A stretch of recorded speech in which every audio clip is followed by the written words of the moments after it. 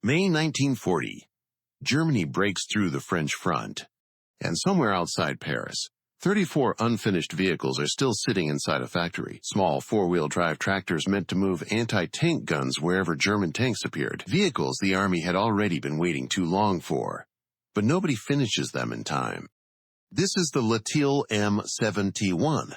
And this is the story of a vehicle that lost the war before it even reached the battlefield. Let's go back 43 years. 1897, Marseille. According to legend, a 19-year-old engineer named Georges Latil becomes fascinated by the human knee. One question keeps bothering him. Why can't a wheel do the same thing a joint does? Rotate and turn at the same time? That same year, he patents an articulated drive system that allows wheels to be both powered and steerable. Decades later, systems like this would become the foundation of front-wheel drive and four-wheel drive vehicles. Together with mechanic Alois Korn, he opens a small workshop in Marseille. The idea is simple but revolutionary. Replace the front axle of a horse-drawn wagon with a powered one. No horses. No rebuilding the entire cart. Most people are skeptical. The French army is not. 1913. Latil receives a major military contract. His TAR, Tracteur d'Artillerie Roulante, enters French army service and begins towing what horses no longer can. 155 mm guns, 220 mm Schneider artillery pieces, and 280 mm mortars. Then World War I begins. Latil's machines become critically important on the Voie Sacrée, the sacred road leading to Verdun. The same road that carried supplies day and night during one of the bloodiest battles in human history. By 1918, the French army has more than 2,000 of these tractors. But Europe is already preparing for another war.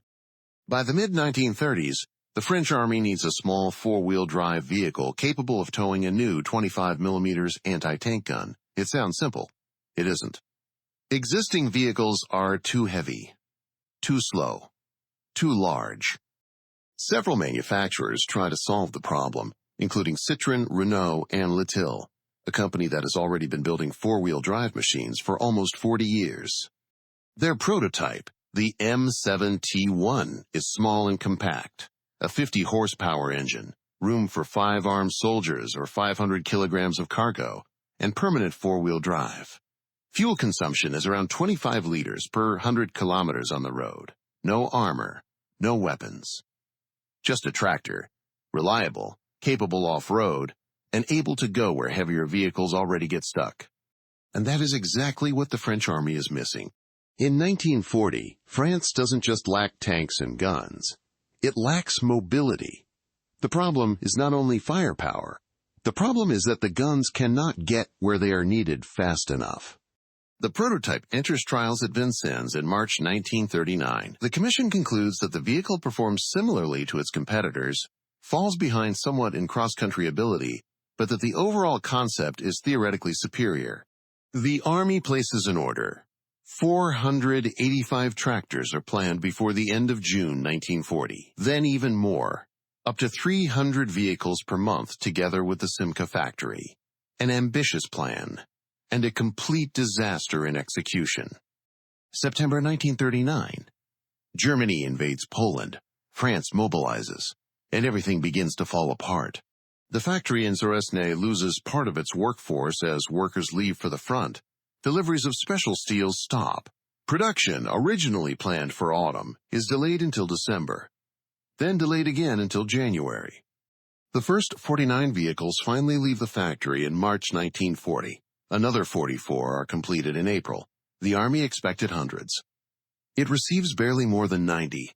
Meanwhile, on May 10th, Germany launches its offensive in the West. By May 31st, there are still 34 unfinished M7T1s inside the factory, 20 nearly complete, 5 still in body assembly, 6 under modification, and 3 undergoing final tests. On June 12th, the factory is evacuated. On June 22nd, France signs the armistice. The vehicle that was supposed to become an important part of France's anti-tank defense never had time to become a real force on the battlefield. It did not lose in combat. It lost in the factory. Some vehicles are captured by the Wehrmacht and used as auxiliary transport, though without much enthusiasm.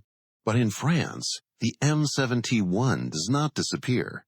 After the war, the Army upgrades several vehicles, and they turn out to be far stronger than anyone expected. A tractor originally rated for 500 kilograms in 1939 is later capable of handling up to 500. Some of the vehicles are eventually sold into civilian use. For years, they haul timber, pull trailers, work on farms, and even serve in fire brigades. In 1939, Georges Latil retires and moves to Nice. He is no longer running the company when the M7T1 leaves the factory gates and heads to war. Sitting in sunny Nice, he probably never knew that his machine only fought for a few weeks. On June 22, 1940, France capitulates. Latil lives until 1961. Whether he ever thought about those 170 tractors, nobody knows. In 1955, Latil merges with Renault and Samoa, and the name disappears. But the idea he came up with at 19 years old still survives today. In modern four-wheel drive vehicles, in tractors, in off-road machines around the world. The Latil M7T1 is not a legend of victory. It is the story of a vehicle that arrived too late for its war. About 170 vehicles, a few weeks of war, and one of the least remembered military vehicles of World War II. Which forgotten vehicle should we cover next? Let us know in the comments, and subscribe so you don't miss it.